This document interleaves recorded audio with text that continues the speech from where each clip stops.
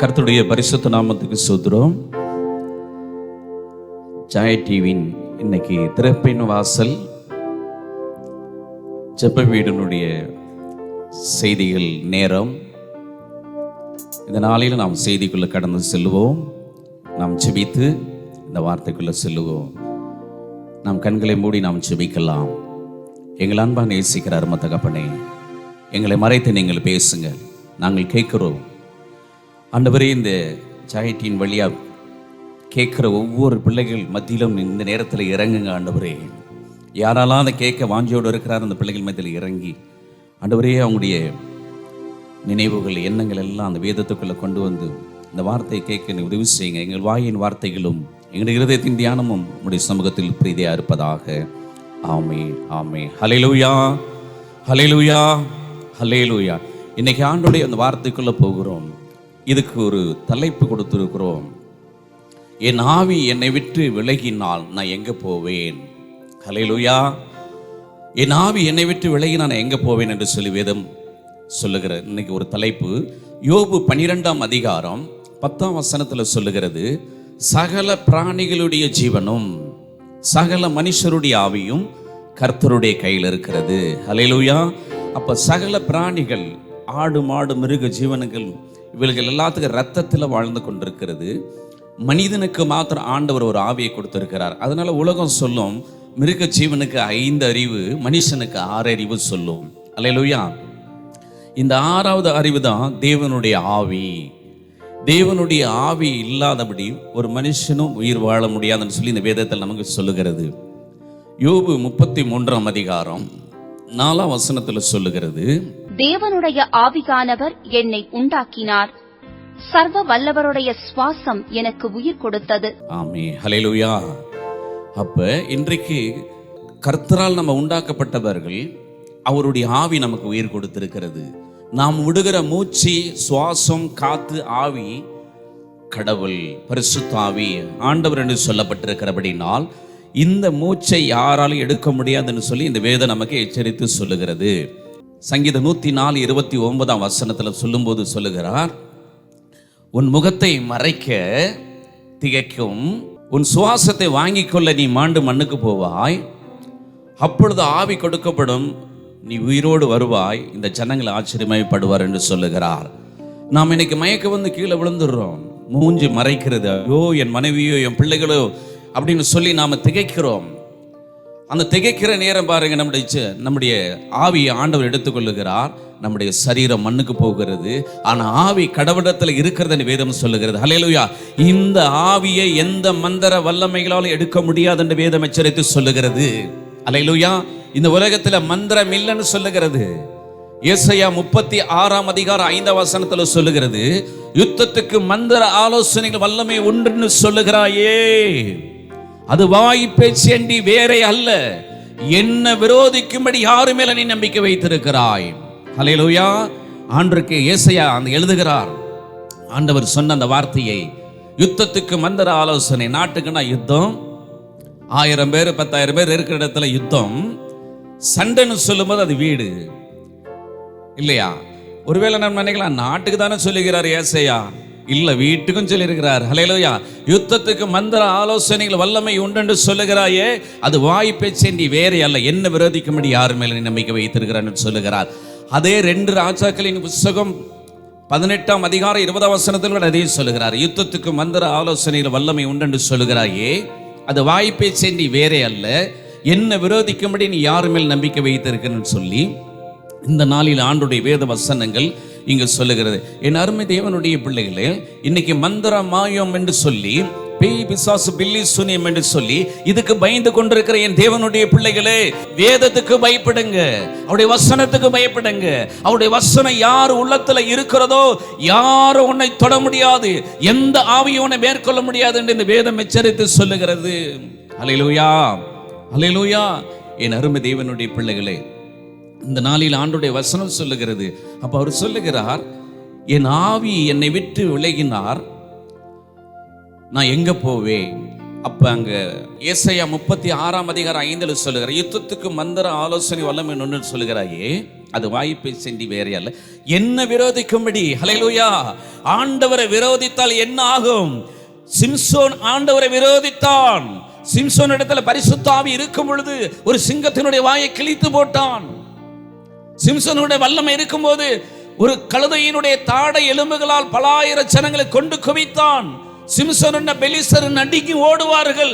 காரணம், தேவனுடைய ஆவி அவனிடத்தில் இருந்தது. தேவன் அவரிடத்தில் இருந்தபடியினால் அவன் பெரிய வல்லமை நிறைந்தவனாய் இருந்தான். தேவனுடைய ஆவி எடுபட்டு போனது. ஒரு பெண்ணின் மடியை போய் பரிசுத்தவானாய் இருந்தவன் விழுந்தான். அவனுடைய ஆவியை ஆண்டவர் எடுத்தார்.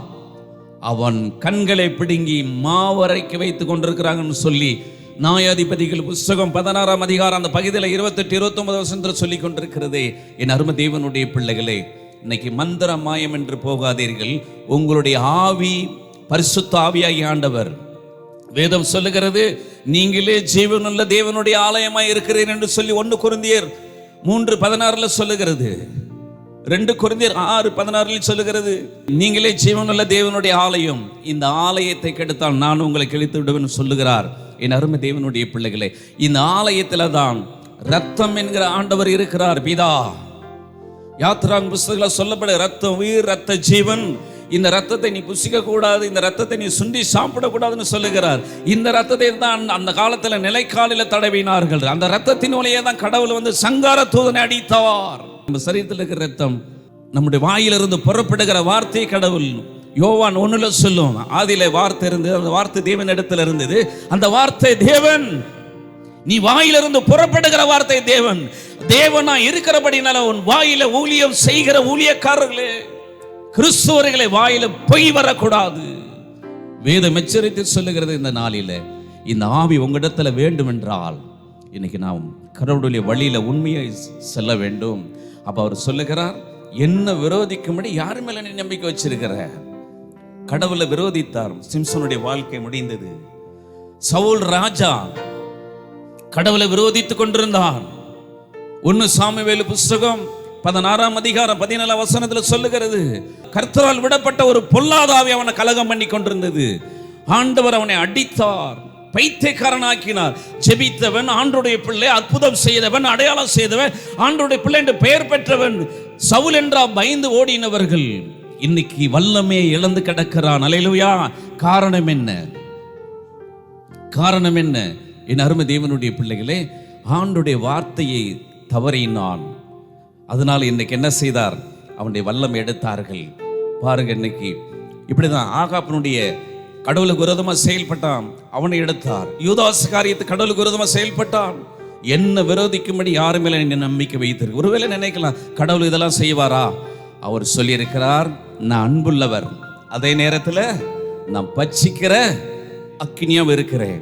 அதே நேரத்தில் புதிய ஏற்பாட்டில் வரும்போது சொல்லுகிறார், மத்திய எழுதின சுவிசேஷம் 31ஆம் அதிகாரம் 12ஆம் வசனத்துல 12:30 சொல்லும், நானாவது உங்களை மன்னிச்சிட்டேன் ஆண்டவர் சொல்லுவார், என்னுடைய பரிசுத்த ஆவியை குற்றப்படுத்தினால் இம்மைக்கும் மறுமைக்கும் மன்னிக்கிற தேவன் என்று சொல்லப்பட்டிருக்கிறது.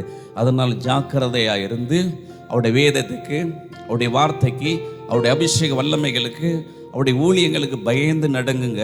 மந்திரம், மாயம், பேய், பிசாசு, பில்லி, சுனிகள் பயப்படாதீங்க, அதுல வல்லமை கிடையாது. என்னை என்று வேற தேவன் இல்லை ஆண்டவர் இந்த உலகத்தில் சொல்லியிருக்கிறார்.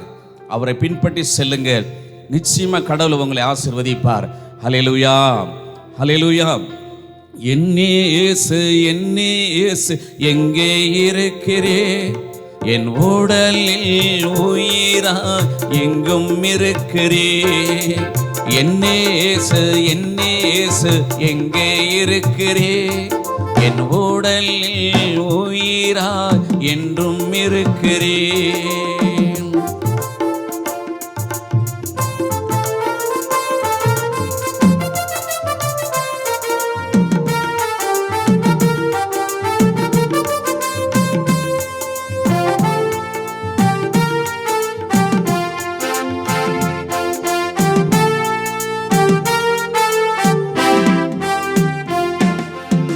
நானே வழி என்றீர், அந்த வழி கால்கள் தானே.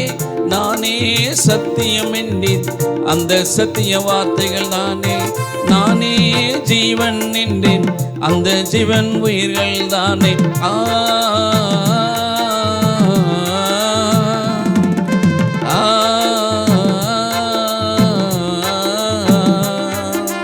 என்னேசு என்னேசு எங்கே இருக்கிறே, என் உடலில் உயிரா என்றும் இருக்கிறே.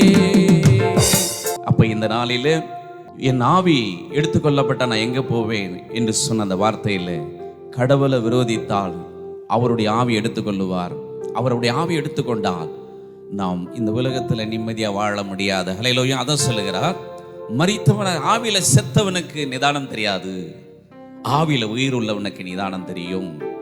நாம் ஆவியில செத்த கிறிஸ்தவர்களாய் இராதபடி ஆவியில உயிர் உள்ள கிறிஸ்தவராய் இருக்கும்போது நீ செய்கிற அத்தனை காரியம் ஆசீர்வதித்து, உன்னை வழிகளை உன் தூதரை வைப்பார், உன்னை கல்லிடாதபடி காப்பார். உனக்கு விரோதமா வருகிறவன் 7 வழியாய் ஓடுவான், உன்னோடு யுத்தம் பண்ணினவனை காணாத இருப்பாய் என்று வேதம் சொல்லப்பட்டிருக்கிறது. அல்லேலூயா. அவரை விட்டு விலகும் போது அவர் நம்மளை விட்டு வேடிக்கை பார்க்கறதை. அதனால் இந்த நாளிலே அவருடைய வேதத்துக்கு பயப்படுங்க, அவருடைய வசனத்துக்கு பயப்படுங்க. அதிகாலையில் இருந்து ஜெபிங்க, வேதத்தை வாசிங்க, உண்மையை பேசுங்க. அல்லேலூயா. தாழ்மை இருங்க, அன்பை கற்றுக்கொள்ளுங்க. கர்த்தர் நம்மளை வழி நடத்துவார். அல்லேலூயா. அவர் சொல்லுகிறார், கொஞ்சத்தில் உண்மையான ஊழியக்காரனே உன்னை அநேகத்தில் அதிகாரியா வைப்பேன் என்று சொல்லப்பட்டிருக்கிறது. கொஞ்சத்தில் உண்மையா இருக்கிற கிறிஸ்தவர்களை ஆண்டவர் உயர்த்தி அவர் வழி நடத்துவார். அவர் எல்லா தேவைகளும் சந்திப்பார். இந்த வார்த்தையை கேட்கிற என் தேவனுடைய பிள்ளைகளே, நீங்கள் ஒவ்வொரு நாளும் நீங்கள் உண்மையா இருங்க. அல்லேலூயா. ஆலயம், இந்த ஆலயத்தை தான் பிதா குமாரன் பரிசுத்த ஆவியானவர் வாசம் பண்ணுகிறார். வாசம் பண்ணுகிறபடினாலே இந்த ஆலயத்தை செருப்பால் அடிப்பேன்னு சொல்லக்கூடாது. அல்லேலூயா. காரி துப்பிடக்கூடாது, தொடப்பத்தில் அடிப்பேன்னு சொல்லக்கூடாது. அதனால தான் மனுஷர்கள் யாரும் கை கால் பட்ட புத்தி போட்டுக்கொள்வார்கள் கன்னத்தில். ஏன்னா கடவுள் இந்த ஆலயத்துக்குள் இருக்கிறார். ஒரு மனிதனுடைய சரீர ஆலயம். அல்லேலூயா.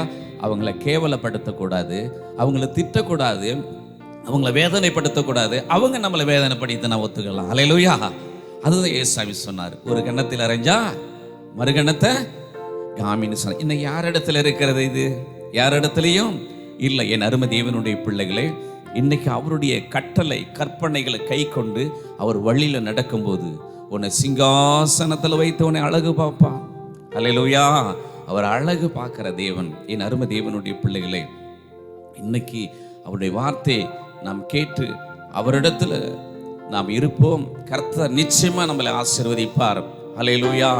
இல்லையா? நாம் ஜெபிக்கலாம். நன்றி ஆண்டவரே, இந்த வார்த்தையை கேட்டு ஒவ்வொரு பிள்ளைகள் மத்தியில் இறங்கி இன்னைக்கு ஆண்டவரே, மாயம் மந்திரம் பேய் பிசாசன் பயந்து கொண்டிருக்கிற இந்த பிள்ளைகள் குடும்பத்தில் நீ இறங்கி ஆண்டவரே, உன் பிள்ளைகளை நீ பாதுகாக்க ஜெபிக்கிற சுவாமி. இயேசு என்னோட மூச்சா இருக்கிறார், இயேசு என்னோட ரத்தமா இருக்கிறார், இயேசு என்னோட வார்த்தையா இருக்கிறார், என்னை மேற்கொள்ள முடியாதுன்னு சொல்லி உன் பிள்ளைகள் தைரியத்தோடு இருக்க இன்னைக்கு உன்னுடைய மகிமை, உன் பிரசன்னம், உன்னுடைய வல்லமை, யாரெல்லாம் மந்திர பயத்துல இருக்கிறாங்களோ இயேசுவின் நாமத்துல மந்திர ஆவியே இன்னைக்கு இந்த சாய் டிவியில கேட்டுக்கொண்டிருக்கிற அந்த வார்த்தை கேட்கிற பிள்ளைகளை விட்டு வெளியேறு. இயேசுவின் நாமத்துல உன்னை சபித்து நரகத்துல தள்ளுகிறோம், உன் அக்கினியில சுற்றி அடிக்கிறோம். இப்பொழுது பிள்ளைகளுக்கு ஒரு சுகத்தை கொடுங்க ஆண்டவரே. யாரெல்லாம் வியாதியில் இருக்கிறார்களோ, யாரெல்லாம் பிரச்சனை இருக்கிறாங்களோ, யாரெல்லாம் கடன் பாரத்தில் இருக்கிறார்களோ அவர்களுக்கெல்லாம் ஆண்டவரே இந்த நேரத்தில் ஒரு அற்புதத்தை செய்து உன் பிள்ளைகளை ஆசீர்வதிங்க, ஆசீர்வதிங்க ஆண்டவரே. இயேசு கிறிஸ்து நாமத்தில் அப்படி ஜெபிக்கிறோம் நல்ல பிதாவே. ஆமென், ஆமென். நம்முடைய கர்த்தராகிய இயேசு கிறிஸ்துவின் கிருபையும் பிதாவாகிய தேவனுடைய அன்பும் பரிசுத்த ஆவியானுடைய அன்பின் ஐக்கியமும் சகவாசமும் சதா காலம் குடும்பத்தோடும் பிள்ளைகளோடும் இந்த ஜாய் டிவியோடும் இந்த இடத்துல உட்கார்ந்து கேட்ட அத்தனை குடும்பையும் ஆசீர்வதித்து வழிநடத்த வேண்டும் என்று ஜெபிக்கிறோம் பிதாவே. ஆமென். எல்லாருக்கும் நன்றி.